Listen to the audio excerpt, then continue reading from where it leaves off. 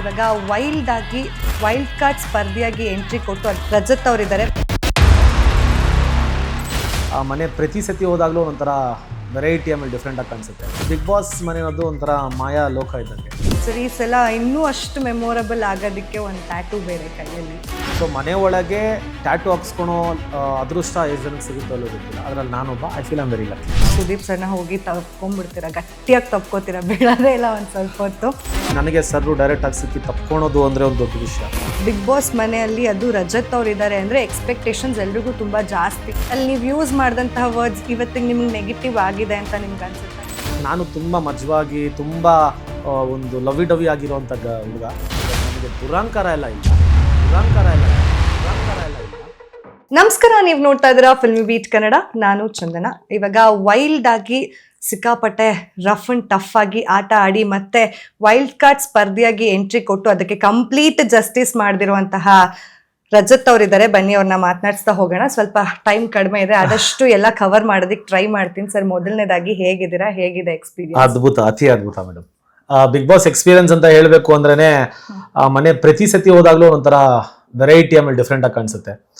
ಈ ಸತಿ ಮನೆನೂ ಬೇರೆ ಆಗಿತ್ತು. ನನಗೆ ಲಾಸ್ಟ್ ಸೀಸನ್ ಅದು ಅನ್ಸುತ್ತಲ್ಲ, ಅಟ್ಯಾಚ್ಮೆಂಟೇ ಬೇರೆ. ನನಗೆ ಸಿಕ್ಕಾಪಟ್ಟೆ ಮೆಮೊರೀಸು, ಆಮೇಲೆ ಒಂದು ಏನಂತಾರೆ ಅದನ್ನ ಎಮೋಷನ್ಸ್ ಇದೆ ಮನೆ. ನಮ್ಮ 11th ಸೀಸನ್ 12th ಸೀಸನ್ ಚೆನ್ನಾಗಿತ್ತು. ಬಟ್ ಆದ್ರೂ ಅದೆಲ್ಲ ನನಗೆ ಅನ್ಸೋದು ನಂದಲ್ಲ ಅನ್ನೋ ಥರ ಅನ್ಸೋದು. But total different experience madam. Sir ಈ ಸಲ ಇನ್ನೂ ಅಷ್ಟು ಮೆಮೊರಬಲ್ ಆಗೋದಕ್ಕೆ ಒಂದು ಟ್ಯಾಟೂ ಬೇರೆ ಕೈಯಲ್ಲಿ. ಸೊ ಯಾಕೆ ಮಾಡಿದ್ರಿ ಸರ್ ಆ ಧೈರ್ಯನ? ಮೇಡಮ್, ಇನ್ನೊಂದು ಟು ಬಿ ವೆರಿ ಫ್ರಾಂಕ್ ಅಂದ್ರೆ ಬಿಗ್ ಬಾಸ್ ಮನೆ ಅನ್ನೋದು ಒಂಥರ ಮಾಯಾ ಲೋಕ ಇದ್ದಂಗೆ. ಆ ಮನೆ ನಾನು ಏನೇನು ಕೇಳಿದ್ದೀನೋ ಅದೆಲ್ಲ ಮಿತಿ ಮೀರಿ ಕೇಳಿದಿರೋದೆಲ್ಲ ಕೊಟ್ಟಿದೆ. ಫಸ್ಟ್ಲಿ ಸುದೀಪ್ ಸರ್ನ ಕೊಡ್ತು. ಆಮೇಲೆ ಆ ಮನೆಯಲ್ಲಿ ಪ್ರತಿಯೊಂದೂ ನಾನು ಮಾಡಿರೋ ಹೆಸರಾಗಿರ್ಲಿ, ದುಡ್ಡಾಗಿರ್ಲಿ, ಪ್ರತಿಯೊಂದು ಆ ಮನೆಗೆ ನಾನು ಸದಾ ಆಭಾರಿಯಾಗಿದ್ದೀನಿ. ಲಾಸ್ಟ್ ಸೀಸನ್ ವೈಲ್ಡ್ ಕಾರ್ಡು ನಾನೇ, ಈ ಸತಿ ವೈಲ್ಡ್ ಕಾರ್ಡು ನಾನೇ. ಸೊ ಮನೆ ಒಳಗೆ ಟ್ಯಾಟೂ ಹಾಕ್ಸ್ಕೊಳೋ ಅದೃಷ್ಟ ಎಷ್ಟು ಜನಕ್ಕೆ ಸಿಗುತ್ತೋ ಅಲ್ಲೂ ಗೊತ್ತಿಲ್ಲ. ಅದರಲ್ಲಿ ನಾನೊಬ್ಬ. I feel am very lucky. And ಇನ್ನು ನೀವು ಬಂದಿದ ತಕ್ಷಣ ಮನೆಯಿಂದ ಹೊರಗಡೆ ಸುದೀಪ್ ಸರ್ನ ಹೋಗಿ ತಪ್ಕೊಂಡ್ಬಿಡ್ತೀರಾ, ಗಟ್ಟಿಯಾಗಿ ತಪ್ಕೋತೀರಾ, ಬೀಳೋದೇ ಇಲ್ಲ ಒಂದು ಸ್ವಲ್ಪ ಹೊತ್ತು. ಸೊ ಈಗ ಮಾರ್ಕ್ ಸಿನಿಮಾ ಬೇರೆ ರಿಲೀಸ್ಗೆ ರೆಡಿ ಇದೆ. ಸೊ ಎಲ್ಲ ಪ್ರಿಪ್ರೇಷನ್ಸ್ ಎಲ್ಲ ಜೋರ, ಏನೆಲ್ಲ ಸಪೋರ್ಟ್ ನೀವು ಮಾಡ್ತಿದ್ದೀರಾ? ಮೇಡಮ್, ಅವ್ರಿಗಿರೋ ಕೋಟ್ಯಾಂತರ ಅಭಿಮಾನಿಗಳಲ್ಲಿ ನಾನೊಂದು ಚಿಕ್ಕ ಎಳ್ಳು ಸ್ಥಾನ ತಗೊಬೋದು. ಬಟ್ ಆ ಲಕ್ಷಾಂತರ ಅಭಿಮಾನಿಗಳಲ್ಲಿ ನನಗೆ ಸರ್ರು ಡೈರೆಕ್ಟ್ ಆಗಿ ಸಿಕ್ಕಿ ತಪ್ಕೊಳೋದು ಅಂದ್ರೆ ಒಂದು ದೊಡ್ಡ ವಿಷಯ.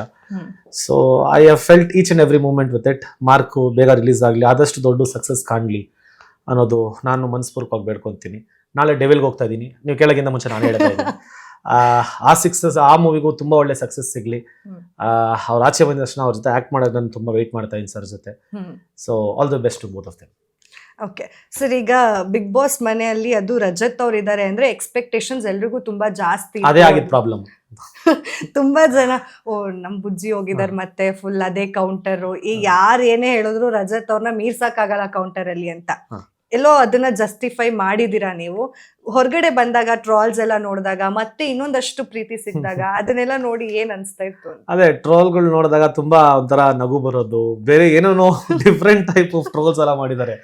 ನಂದು ಧ್ರುವಂತದ್ದು ಒಂದು ಟ್ರೋಲ್ ಮಾಡೋರೆ, ಯಪ್ಪ ಅದೆಲ್ಲಿಂದ ಹಿಡಿತಾರೋ ಇವರೆಲ್ಲ, ಅದೇನ್ ಕಥೆನೋ ಅನ್ಸುತ್ತೆ. ಸೊ ನೋಡಿದಾಗ ಖುಷಿ ಆಗುತ್ತೆ. ಪಾಸಿಟಿವ್ ಆರ್ ನೆಗೆಟಿವ್ ಪಬ್ಲಿಷ್ಡ್ ಅಂತ ಹಿಡಿತೀವಿ ಮಸ್ತ್ ತರ. ಇನ್ನ ಧ್ರುವಂತ್ ಅವ್ರಿಗೂ ನಿಮ್ಗೂ ಹೊರಗಡೆನೂ ಆಗಲ್ಲ ಒಳಗಡೆನೂ ಆಗಲ್ಲ ಅಂತ ನೀವು ಹೇಳ್ತಿದ್ರಿ. ಸೊ ಅಂದ್ರೆ ಒಳಗಡೆ ಅವ್ರು ತುಂಬಾ ಡಿಫ್ರೆಂಟ್ ಆಗಿದ್ದಾರೆ, ಫೇಕ್ ಆಗಿದ್ದಾರೆ ಅನ್ನೋದು ಕೂಡ ನೀವು ಹೇಳ್ತಾ ಇದ್ರಿ. ಸೊ ಅದ್ರ ಬಗ್ಗೆ ಹೇಳೋದಾದ್ರೆ ಹಿಂದೆ ಏನಾದ್ರು ಇಬ್ರಿಗೂ ಕ್ಲಾಶಸ್ ಇತ್ತ ಆ ತರ ಏನಾದ್ರು? ಆಚೆ ಇದ್ರೆ ನನ್ನ ಹತ್ರ ಇಷ್ಟು ಮಾತಾಡ್ತಾನೆ ಇರ್ಲಿಲ್ಲ, ಅದು ಬೇರೆ ವಿಷಯ. ಬಟ್ ನನಗೂ ವಿನಿಗೂ ಇವರೆಲ್ಲ ಒಂದು ಮ್ಯೂಚುವಲ್ ಫ್ರೆಂಡ್ಸ್ ಪರಿಚಯ ಇದೆ. ಆಚೆ ಕಡೆನೂ ಇಷ್ಟೇ, ತುಂಬಾ ಸೆಲ್ಫ್ ಅಬ್ಸೆಸ್ಡ್ ಅವನು. ಆಮೇಲೆ ಮಾತುಗಳು ಕರೆಕ್ಟಾಗಿ ಮಾತಾಡಲ್ಲ. ಸೊ ಆ ವಿಷಯಕ್ಕೆ ನನಗೂ ಅವ್ನಿಗೆ ಯಾವಾಗಲೂ ದೂರನೇ ಇದ್ದಿತ್ತು. ಬಟ್ ಒಳಗಡೆ ತುಂಬಾ ಡೌಗಳು ಮಾಡ್ತಾವಂದ್ರೆ ತುಂಬಾ ವಿನಯ, ಅತಿ ವಿನಯಮು ಆ ಥರ ಎಲ್ಲ. ಸೊ ಅದನ್ನ ಮಾಡೋದು ಬೇಡ, ಏನಿದೆಯೋ ಕರೆಕ್ಟಾಗಿ ಆಡುಗರು, ಅದ್ರಲ್ಲಿ ಏನೈತೆ ಅನ್ನೋದು ನನ್ನ ಪಾಯಿಂಟ್ ಇದ್ದು. ಅದು ಅವ್ರವ್ರ ಇಷ್ಟ ಮೇಡಮ್. ಇನ್ನು ನಾಮಿನೇಷನ್ಸ್ ಅಂತ ಬಂದ್ರೆ ನೀವು ಅಶ್ವಿನಿ ಅವ್ರಿಗೆ ಫುಲ್ ರಫ್ ಅಂಡ್ ಟಫ್ ಆಗಿ ಬೆಟರ್ ಶಿ ಗೋಸ್ ಹೋಮ್ ಅಂತೆಲ್ಲ ಹೇಳಿದ್ರಿ. ಅದು ಸಿಕ್ಕಾಪಟ್ಟೆ ಫುಲ್ ಡೈರೆಕ್ಟ್ ಹಿಟ್ ಕೊಡ್ತಾ ಇದ್ದಾರೆ ರಜತ್ ಅವರು ಅಂತ ಕೂಡ ಒಂದಷ್ಟು ಟಾಪಿಕ್ ಬಂತದು ಹೊರಗಡೆ ಎಲ್ಲ.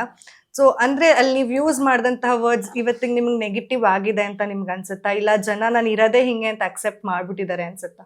ಜನ ಇರೋದೇ ಹಿಂಗೆ ಅಂತ ಅಕ್ಸೆಪ್ಟ್ ಮಾಡಿದ್ದಾರೆ, ಅದು ನನ್ನ ಅದೃಷ್ಟ ಅನ್ಸುತ್ತೆ. ಬಟ್ ನನಗೆ ದುರಂಕಾರ ಎಲ್ಲ ಇಲ್ಲ. ಅದನ್ನ ಆ ಥರ ಅರ್ಥ ಮಾಡ್ಕೊತಾರೆ ಅಷ್ಟೇ. ನಾನು ತುಂಬಾ ಮಜವಾಗಿ, ತುಂಬಾ ಒಂದು ಲವಿ ಡವಿ ಆಗಿರೋಂಥ ಹುಡುಗ. ಬಟ್ ಇವನ್ ನಾನು ಒಬ್ಬ ಹ್ಯೂಮನ್, ನನ್ಗೆ ಯಾರ ಹತ್ರ ದುರಾಂಕಾರ ತೋರಿಸ್ತಾರೋ ನನಗೆ ನಾನು ಆಪೋಸಿಟ್ ತೋರಿಸ್ತೀನಿ, ಅಷ್ಟು ಒಳ್ಳೆಯವನು ನಾನಲ್ಲ. ಹಂಗಿದ್ದಾಗ I am just a mirror ಅಂತ ಹೇಳ್ಬೋದು. ಇವ್ ನಾನು ನೋಡಿ ನಕ್ಕಿದ್ರೆ ನಾನು ನಗ್ತೀನಿ, ನಾನು ನೋಡಿ ಕೋಪ ಮಾಡ್ಕೊಂಡ್ರೆ ಆಬ್ವಿಯಸ್ಲಿ ನಾನು ಕೋಪ ಮಾಡ್ಕೊತೀನಿ. ಸೊ ನಿಮ್ಮಲ್ಲಿ ಒಬ್ಬನ ತರ ನಾನು ನೋಡಿ ಸಾಕು.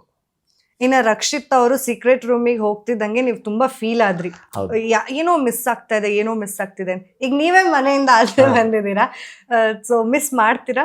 ಸಿಕ್ಕಾಪಟ್ಟೆ ಮಿಸ್ ಮಾಡ್ತೀನಿ ನಾನು. ಬಿಗ್ ಬಾಸ್ ಮನೆ ಅನ್ನೋದೇ ನಾನು ಅವಾಗಲೇ ಹೇಳ್ದಂಗೆ ನನಗೆ ತುಂಬಾ ಸಾಕಷ್ಟು ಕೊಟ್ಟಿರೋಂಥ ಮನೆ ಅದು. ಅದಕ್ಕೆ ನಾನು ಎಷ್ಟು ಮಾಡಿದ್ರು ವಾಪಸ್ಸು ಅದು ಬ್ಯಾಲೆನ್ಸ್ ಆಗಲ್ಲ. ಸೊ ಯಾವತ್ತಿದ್ರು ಅದಕ್ಕೆ ಆಭಾರಿ. ಆಮೇಲೆ ರಕ್ಷಿತಾ ಹೋದಾಗ ನನಗೆ ಒಂದು ತಂಗಿ ಇಲ್ಲ ಅನ್ನೋ ಕೊರಗು ಅದು ರಕ್ಷಿತ ನೋಡೇ ಗೊತ್ತಾಗಿದ್ದು. ನನ್ನ ತಂಗಿ ಸ್ಥಾನ ತುಂಬಿದ್ಲು, ನನ್ನ ಜೊತೆ ಆ ಒಂದು ಪ್ರೀತಿ ಕೇರಿಂಗು ಇದ್ದಿದ್ದ ಕಾರಣಕ್ಕೆ I got very connected to her. ಒಳ್ಳೇದಾಗ್ಲಿ ಆ ಹುಡುಗಿಗಷ್ಟೇ. ಇನ್ನ ಗಿಲ್ಲಿ ರಘು ಅವ್ರು ಮಾತಾಡ್ತಿರ್ತಾರೆ ಗಂಡ ಹೆಂಡತಿ ಅನ್ನೋ ಟಾಪಿಕ್, ಅದು ಸಿಕ್ಕಾಪಟ್ಟೆ ಟ್ರಾಲ್ ಆಯ್ತು ಸರ್, ನೋಡಿದ್ರೆ? ಅಂದ್ರೆ ಗಿಲ್ಲಿ ಅವ್ರ ಜೊತೆ ಹಾಗೆ ರಘು ಅವ್ರ ಜೊತೆ ನಿಮ್ದೊಂದು ಬಾಂಡಿಂಗ್ ಶುರು ಆಗಿತ್ತು, 3 ಜನ ಒಂಥರ ಫುಲ್ ಎಂಟರ್ಟೈನಿಂಗ್ ಅಂತ ಜನಕ್ಕೆ ಅನ್ನಿಸ್ತಾ ಇತ್ತು. ಆ ಬಾಂಡಿಂಗ್ ಬಗ್ಗೆ ಹೇಳ. ಅದೇನಾದ್ರೂ ಒಂದು ಕಿತಾಪತಿ ಕೆಲಸ ಮಾಡ್ತಾ ಇರ್ತಾನವನು ಗಿಲ್ಲಿ.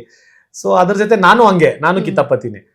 ನನಗೂ ಅವನಿಗೂ ಸಿಕ್ಕಾಪಟ್ಟೆ ವೈಬ್ ಮ್ಯಾಚ್ ಆಗಿದೆ. ಅದಕ್ಕೆ ನಾನು ಮಾತಾಡೋ ಭಾಷೆ ಆಗಿರ್ಲಿ, ಅವ್ನು ಮಾತಾಡೋ ಭಾಷೆ ಆಗಿರ್ಲಿ, ಹೋಗ್ಲಾ ಬಾರ್ಲಾ ಅನ್ನೋ ತರ ಮ್ಯಾಚ್ ಆಗೋಯ್ತು ನನಗೆ. ಆಮೇಲೆ ಮಂಡ್ಯದವನೇ ಅವನು, ಪಕ್ಕದೂರೇ ನಮ್ಗೆ. ಆ ಒಂದು ಕನೆಕ್ಟಿವಿಟಿ ಆಗಿದ್ದಕ್ಕೇನೆ ನಾನು ಒಂದು ತುಂಬಾ ಕ್ಲೋಸ್ ಆದ್ವಿ. ಇನ್ನು ರಘು ಸರ್ ಬಂದು ಟೋಟಲ್ ಕಾಂಟ್ರಾಸ್ಟ್ ನಮ್ಗೆ. ಅವ್ರು ಬೇರೆ ತರನೇ ವ್ಯಕ್ತಿತ್ವ ಅವ್ರದ್ದು, ತುಂಬಾ ಸೀರಿಯಸ್. ಆಮೇಲೆ ಯಾವ್ದ್ರ ಬಗ್ಗೆನೂ ಅಷ್ಟು ಈಸಿಯಾಗಿ ಮಾತಾಡೋಂಥ ವ್ಯಕ್ತಿ ಅಲ್ಲ. ಬಟ್ ನಮ್ಮ ಹತ್ರ ಅದ್ ಹೆಂಗ್ ಜೆಲ್ ಆದ್ರೂ ನಮ್ಗೆ ಗೊತ್ತಿಲ್ಲ, ನಮ್ಗೆ ತುಂಬಾ ಕನೆಕ್ಟ್ ಆಗ್ಬಿಟ್ವಿ ನಾನು ಅವರು. ಹಂಗಿದ್ದಾಗ ಅವ್ರು ನಮ್ಮ ಜೊತೆ ಸೇರ್ಕೊಂಡು ತುಂಬಾ ಫನ್ ಮೂಮೆಂಟ್ ಕ್ರಿಯೇಟ್ಗಳಾಯ್ತು. ಅದು ಇಷ್ಟು ಚೆನ್ನಾಗಿ ಹೋಗಿದೆ ಅಂತ ನಮಗೂ ಗೊತ್ತಿಲ್ಲ. ಅವ್ರು ತುಂಬಾ ಸೀರಿಯಸ್ ವ್ಯಕ್ತಿ, ಬಟ್ ಆದ್ರೆ ಪಾಪ ಅವರು ತುಂಬಾ ಚೆನ್ನಾಗಿ ಆಡ್ತಾ ಇದ್ದಾರೆ. ಅವ್ರಿಗೆ ನಿಜವಾಗ್ಲೂ ಒಳ್ಳೇದಾಗ್ಬೇಕು ಅಂತ ಹೇಳ್ಕೊತೀನಿ. ಇನ್ನ ಬೂಸ್ಟಪ್ ಮಾಡಕ್ಕೆ ನೀವು ಬಿಗ್ ಬಾಸ್ ಮನೆಗೆ ಎಂಟ್ರಿ ಕೊಟ್ರಿ ಅಂದ್ರೆ ಎಲ್ಲೂ ಕೂಡ ಆ ಸೀಕ್ರೆಟ್ ನ ನೀವು ರಿವೀಲೇ ಮಾಡಿಲ್ಲ, ನಾವು ಬೇಗ ಮನೆಯಿಂದ ಹೊರಗಡೆ ಹೋಗ್ತೀವಿ ಅಂತ. ಸೊ ಈ ತರ ಸಿಚುಯೇಷನ್ಸ್ ನ ಹ್ಯಾಂಡಲ್ ಮಾಡೋದು ಹೇಗಿರುತ್ತೆ ಸರ್? ಗೊತ್ತಿರುತ್ತೆ, ಬಟ್ ಆದ್ರೂ ಟಫ್ ಫೈಟ್ ಕೊಡ್ಬೇಕು, ಅಲ್ಲಿ ಅಂದಿದ್ದೆಲ್ಲ ಅನ್ನಿಸ್ಕೋಬೇಕು, ಗಿವ್ ಅಪ್ ಮಾಡ್ಬಿಡೋಣ ಅಂತ ಆ ತರ ಥಾಟ್ಸ್ ಎಲ್ಲ ಬಂದಿದ್ಯಾ?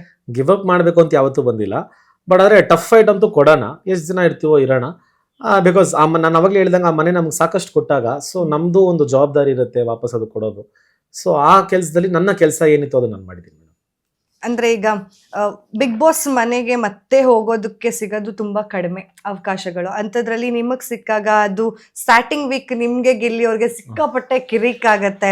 ಆಮೇಲೆ ಆ ಬಾಂಡಿಂಗ್ ಹೇಗ್ ಶುರು ಆಯ್ತು ಸರ್? ಇಂಥ ಪಾಯಿಂಟ್ ಅಂತ ಏನಾದ್ರೂ ಇದ್ರೆ ಯಾವ ಟೈಮಲ್ಲಿ ನೀವಿಬ್ರು ತುಂಬಾ ಕ್ಲೋಸ್ ಆಗಿದ್ದು?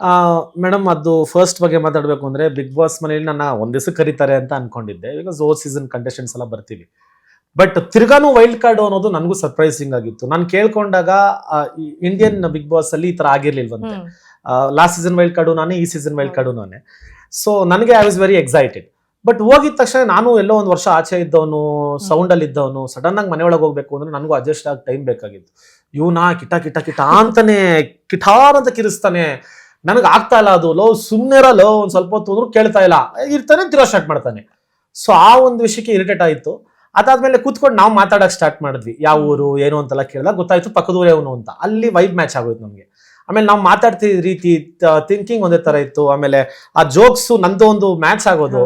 ಸೊ ಹಂಗಿದ್ದಾಗ ಹಂಗೆ ಆಗೋಯ್ತು. ಆ ಮೊಟ್ಟೆ ಕದಿಯೋದು, ಆ ಪ್ಲೇಟ್ ಮೇಲೆ ನೀವು ಮೊಟ್ಟೆ ತಗೊಂಡು ಅವ್ರು ಹುಡುಕಿದ್ ಎಷ್ಟು ವೈರಲ್.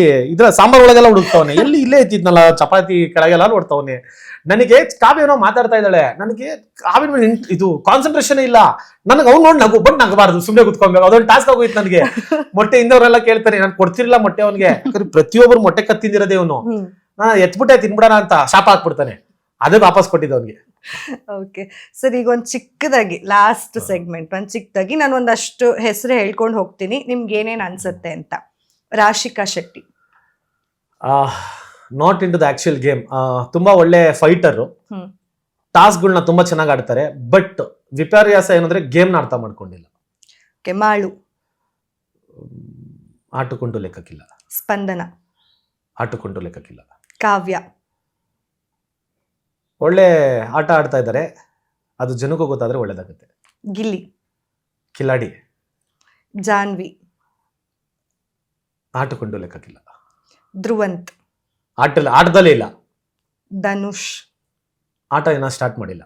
ಅಭಿಷೇಕ್, ಅಭಿಷೇಕ್ but ಅದೇ ನೀವು ಗೊತ್ತಾಯ್ತು ನೋಡಿ, ಗೊತ್ತಾಯ್ತು. ಹಾ. ತುಂಬಾ ಒಳ್ಳೆಯವರು ಆಗೋದು ತುಂಬಾ ಕೆಟ್ಟದ್ದು ಅನ್ಸುತ್ತೆ ನನ್ನ ಟೀಮಲ್ಲಿ. Okay, Ashwini Gowda, irritating personality, Rakshita Shetty, cutest, Raghu, purest, Suraj, romantic guy, Bigg Boss ಮನೆಯೊಳಗೆ. ನೀವ್ ಅದು ಹೇಳಿದ್ದು ತುಂಬಾ ಅಲ್ಲಿ ಸೆನ್ಸೇಷನ್ ನ ಕ್ರಿಯೇಟ್ ಮಾಡಿತ್ತು, ರೊಮ್ಯಾನ್ಸ್ ಮಾಡ್ಕೊಂತಿದ್ರಿ ಅಂತ. ಅದ್ ಯಾಕೆ ಸರ್ ಅದ್ ಹಂಗು ಬಂತ ಇಲ್ಲ, ಅದು ಆಕ್ಚುಲಿ ಬಂದ್ಬಿಡ್ತು. ಬಟ್ ಆದರೆ ಏನಾಯ್ತು ಅಂದ್ರೆ ಪಾಪ ನಾನು ರಾಶಿಕಾನು ಯೋಚನೆ ಮಾಡ್ಬೇಕಾಯ್ತು ಅದ್ರ ಮಾತಾಡೋಕ್ಕಿಂತ ಮುಂಚೆ. ಆ ಒಂದು ಸ್ಟೇಟ್ಮೆಂಟ್ ಪಾಸ್ ಮಾಡಿದ್ ನನಗೆ ಎಲ್ಲೋ ಬೇಜಾರಾಯ್ತು. ಬಟ್ ನಾನೇ ಪರ್ಸನಲಿ ಹೋಗಿ ರಾಶಿಕನ್ನ ಸಾರಿ ಕೇಳಿದ್ದು ಉಂಟು ಆ ವಿಷಯಕ್ಕೆ. ಸೊ ಅದಕ್ಕೆ ಇದರಿಂದ ಆಚೆ ಬಂದು ಅವಳು ಆಟ ಸ್ಟಾರ್ಟ್ ಮಾಡ್ಲಿ, ಅವಳು ಆಟ ಆಡೋದು ನೋಡೋಕೆ ನಾನು ತುಂಬಾ ವೇಟ್ ಮಾಡ್ತಾ ಇದ್ದೀನಿ. ಓಕೆ, ಇನ್ನು ನೀವು ರಿಪೋರ್ಟ್ ಕಾರ್ಡ್ ಆಲ್ರೆಡಿ ಕೊಟ್ಟಿದ್ದೀರಾ. ಸೊ ಈಗ ನೀವು ವೈಲ್ಡ್ ಕಾರ್ಡ್ ಎಂಟ್ರಿ ಆಗಿ ಬಂದ್ಮೇಲೆ, ಹೊರಗಡೆ ಬಂದ್ಮೇಲೆ ಏನಾದ್ರೂ ಆಟದಲ್ಲಿ ಬದಲಾವಣೆ ಆಗುತ್ತೆ ಅಂತ ನಿಮ್ಗೆ ಅನ್ಸುತ್ತಾ? ಆದ್ರೆ ಒಳ್ಳೇದು, ಇಲ್ಲ ಅಂದ್ರೆ ತಿರ್ಗಾ ಅದೇ ತರ ಬೋರಿಂಗ್ ಆಗುತ್ತೆ ಅಷ್ಟೇ. ಓಕೆ, ಯಾರಿರ್ಬೋದು top 5? Gilli, Raghu sir, Rakshita, Ashwini, mostly Kavya.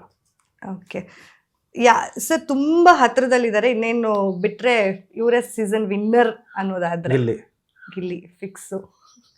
Thank you sir, ಇಷ್ಟೊತ್ತು ನಮ್ಮ ಜೊತೆ ಮಾತಾಡಿದಕ್ಕೆ thank you so much. Thank you sir. ಏನಾದರೂ ಹೇಳೋದಿದ್ರೆ ಕೊನೆಯದಾಗಿ? ಈ ಒಂದು ಶಾರ್ಟ್ ಪೀರಿಯಡ್ ಅಲ್ಲಿ ಇಷ್ಟು ಪ್ರೀತಿ ಕೊಟ್ಟು, ಇಷ್ಟು ಒಂದು ಸಪೋರ್ಟ್ ಮಾಡಿ ನನ್ನ ಬೆಳೆಸಿದ್ದೀರಾ. ಈ ಒಂದು ಪ್ರೀತಿಗೆ ಯಾವತ್ತಿದ್ರೂ ಸದಾ ನಾನು ಚಿರಋಣಿ. Thank you so much. Love you darlings.